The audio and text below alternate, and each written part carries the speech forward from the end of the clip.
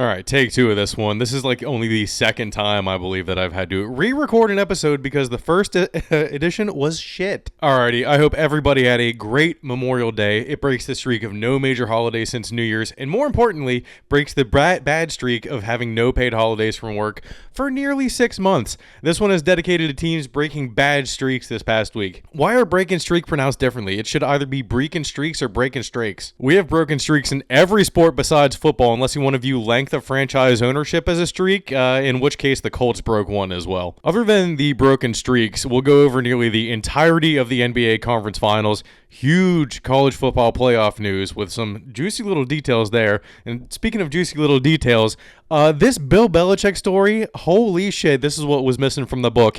And there are 100 days until NFL kickoff. Well, today is 99. Start counting down. I wasn't wearing any pants yesterday when I recorded the first edition, but today I am. This is number 155 of HN'P. Let's go.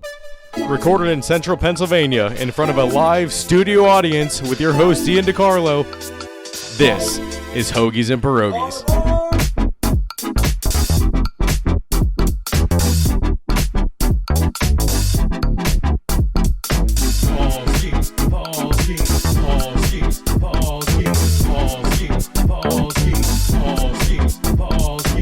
Okay, NBA Conference Finals. Let's start with the Thunder and the Timberwolves, shall we? Congrats to SGA on winning MVP. And it's so weird that they have this like right before game one of a conference finals game, which was game one of the Pacers game. You know what? Let's just go over the Pacers since we're already talking about game one. Holy fucking shit. We might not get an all blue and orange finals because this Pacers team, cardiac cats, holy shit. They were down 112 to 121 with 51 seconds to go. And Halliburton, who else, hit the game-tying shot that hit the rim, bounced up, and fell straight back in. They had to review the play to make sure that it wasn't a game-winning three, which would have been even more insane. But then after the shot, Halliburton immediately threw up the choking sign that Reggie Miller did. But it was only 2, and they did go to overtime, so it would have been hilarious if they lost, but they rode that momentum, and they came away with a win in game one, 138 to 135 in overtime. So since 1996/1997, teams that trailed by 7+ points in the final 50 seconds of the fourth quarter or overtime are 4-1,702 in the playoffs. The Pacers have 3 of those wins this year alone. What the hell? Is the other one the Heat, maybe? I think the other one is when the Heat made a comeback when Ray Allen hit that 3 from the corner. So then moving on to game 2, again, another extremely close game in which the Pacers won 114 to 109. Pascal Siakam scored the Pacers' first 11 points and finished with 39 points on the night. He's channeling that Raptors championship year energy. I'm feeling it. And it's not like the Knicks are slouching or anything. The Pacers really are just that much better, apparently. Jalen Brunson's 79 points through the first 2 games of the series is the most in a conference finals since LeBron had 84 in 2009. I didn't even realize that Brunson had 43 points in game 1 because of how crazy that comeback was. Well, in game 3, the Knicks made their own 20-point comeback, their third of the playoffs, I believe. They did it twice against the Celtics. They were down 55-35. It wasn't like late in the game or anything, so it didn't seem like that crazy of a comeback, but they did it.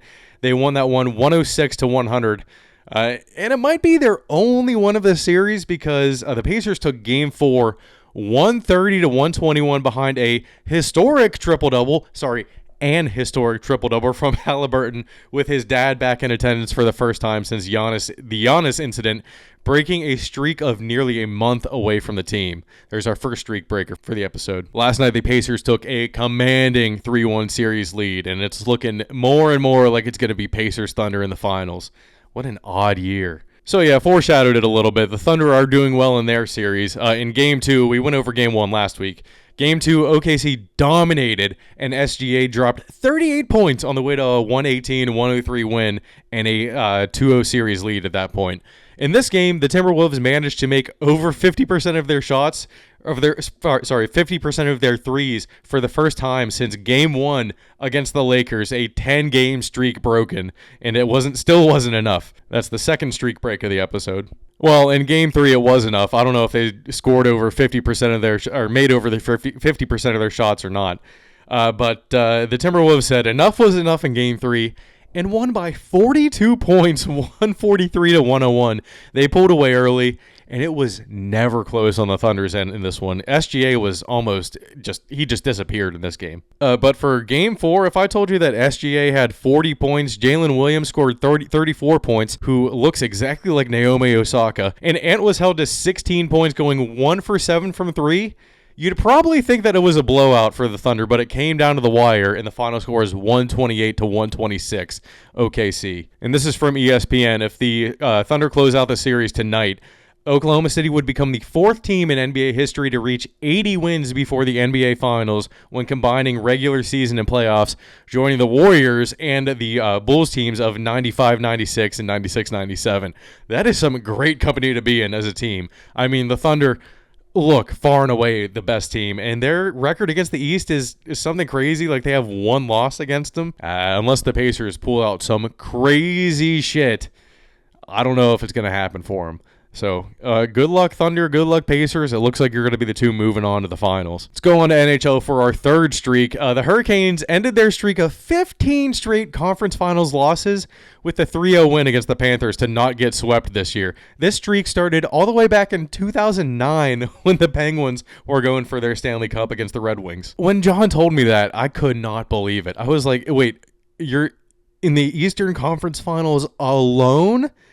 That might be worse than the Leafs not making it past the first round or the second round at all the past 9 years. This has been going on for 16 years at this point. They have not been able to get past the Eastern Conference Finals. That blows. Bad streak number 4 comes from the Pirates, and of course it does. Why wouldn't it? 26. That is the number of games that it took the Pirates to score more than 4 runs. And what do you know, in that game, they still lost 8-5 to the Brewers. The good news is they finally won a skiing start last weekend against the Brewers on Saturday. But they couldn't hold on for Skeens to be in line for the win, and he's ended up more and more like Jacob deGrom.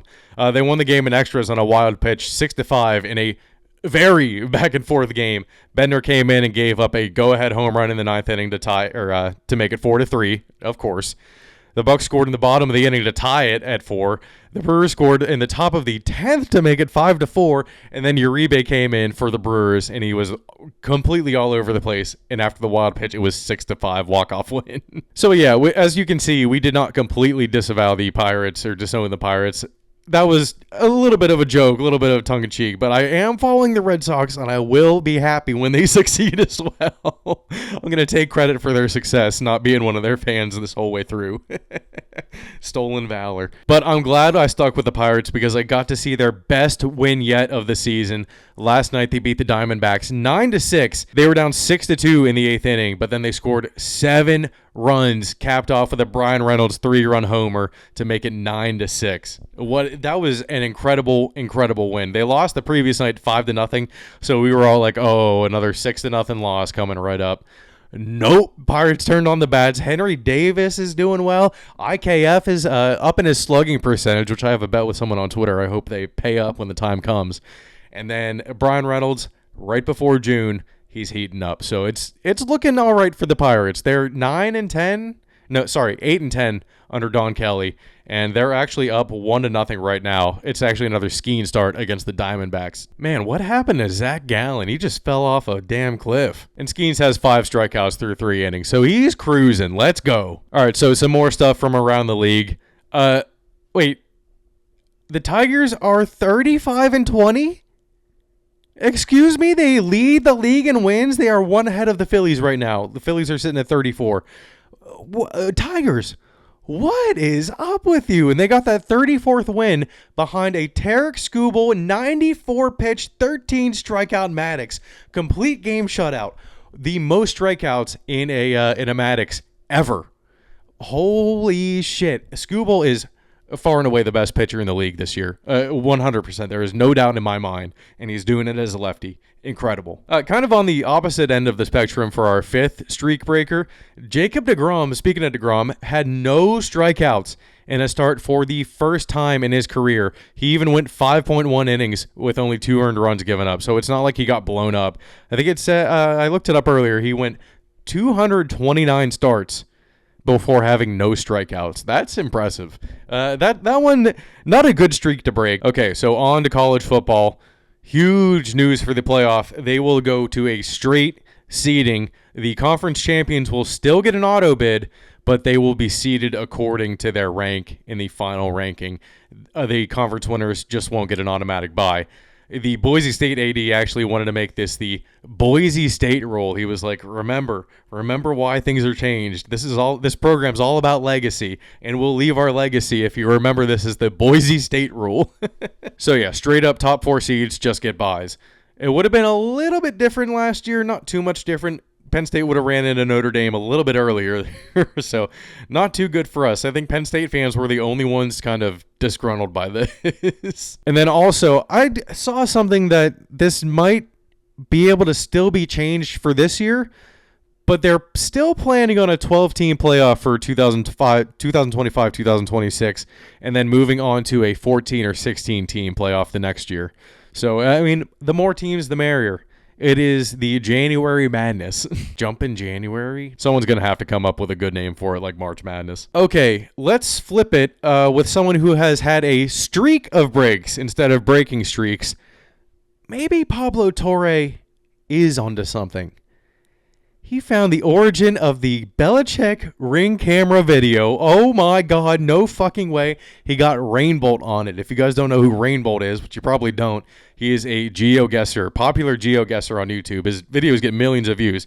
But just by looking at like one plant, he's like, oh yeah, I've seen that before. Zooms in on a random spot on the globe, but gets it 100% right, full score. But before the origin was revealed, there was a second ring camera video of Belichick walking out the house with a sling bag over him, still no shirt, walking to his car because apparently he was parked in a no parking zone after getting there late at night for a late night fuck sesh. When Pablo pulled that out, I felt like George Bush when he was told that a second plane hit the tower. And then this madman pulls out a third ring camera video, but this time it's of Pablo. They did find where it was. It was an Airbnb in Winthrop, Massachusetts. This is some real boots on the ground shit. Pablo Torre, I apologize 100%. You get my full apologies. I did not believe you for 1 second, but maybe you do have the inside source on some of these things. And guess who left a view of the Airbnb? Good old Jordan Hudson herself. He found it 100% sure. Oh my God. So then he said he was taking a tour of the house, and the couple that owns the house came in, and he interviewed the couple that owned the Airbnb, and that's when it got a little bit weird to me. The couple made a bad joke that was obviously planned for this exact moment. Like, they had been planning this for months. They even go so far as to say, like, we saw the video in the morning, not knowing who this was, but it was an older gentleman. Like, it's all a ruse. They totally knew who this was. They were planning to wait on this interview to make their place, to rent out their place like crazy. Apparently, he's only like the 5th one that stayed there. But yeah, the husband that owns the Airbnb is a fan of the Patriots. He has the most Boston accent ever. How do you not know that that's Belichick? I mean, he literally sounded like Dave Portnoy. So yeah, Pablo just showed up to the house. He said they recognized him, which makes me think even more that this was like set up for them. Like we've been waiting for you to come to our door. And then they agreed to be interviewed. And then the joke that they had planned was that Jordan Hudson preferred a men's senior shaft after they asked her to come golf with her. Why would you ask a 23 or 24-year-old to come golf with you? But even the husband thought that she might have been a prostitute. Why would you ask her to come golf with you? What the fuck? But yeah, I mean, that seems like the swinger humor. It seems like they've used that before, maybe. But yeah, I guess anything to drum up more business. And then they did say that it was not them that leaked the video.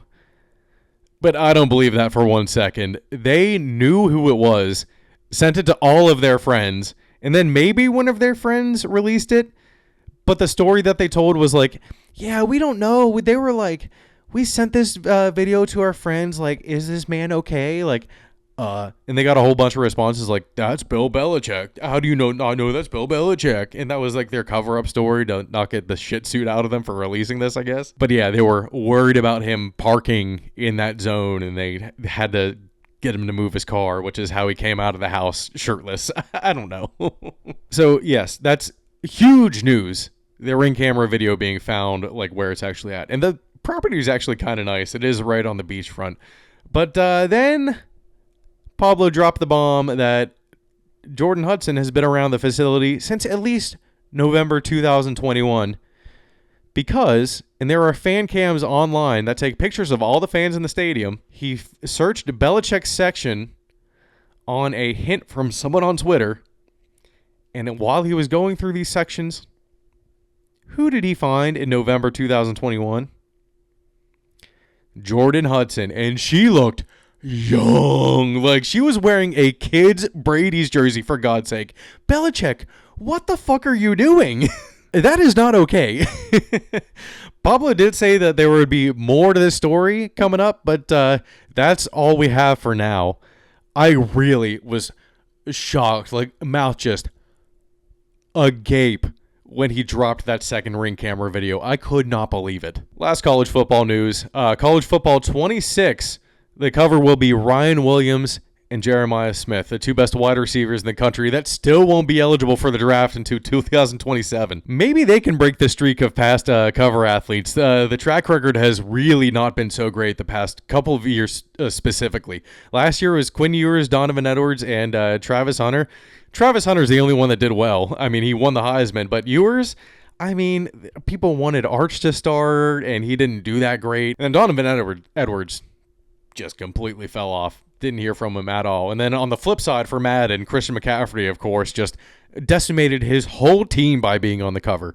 So hopefully these guys can stay healthy and continue on the path that they're on to get drafted as the, honestly, probably 1 and 2 pick in 2027. Ryan Williams, I'm not so sure on, but Jeremiah Smith, 100%. All right, moving on to the NFL. This past week, Jim Irsay just passed away. We just missed this last week, right when the video was done processing. We found this news out. I was trying to find the picture of him, like, in the hotel, like, stumbling towards the camera, like, holding bottles and a cowboy hat and the black shirt with, like, the silver accents on it. But I could not find it for the life of me. The best one that I could find was him, you know, in the bathroom with the hat. And I don't know if that's the design on the shirt, but it looks like there's just a bunch of spit and water all over his shirt or drink or whatever. But yeah, did I just make that first picture up, or did they scrub the internet of it? They might have done that because I think it was pretty bad. So yeah, if you want to count that as our 6th streak broken, rip the Jim Irsay. And then our 7th one, they're not breaking any streaks down in Miami, but Diggs, what the fuck were you doing with that pink stuff, handing out pink streaks? What? Pink cocaine? Diggs, what the hell is that? I don't even know what that is.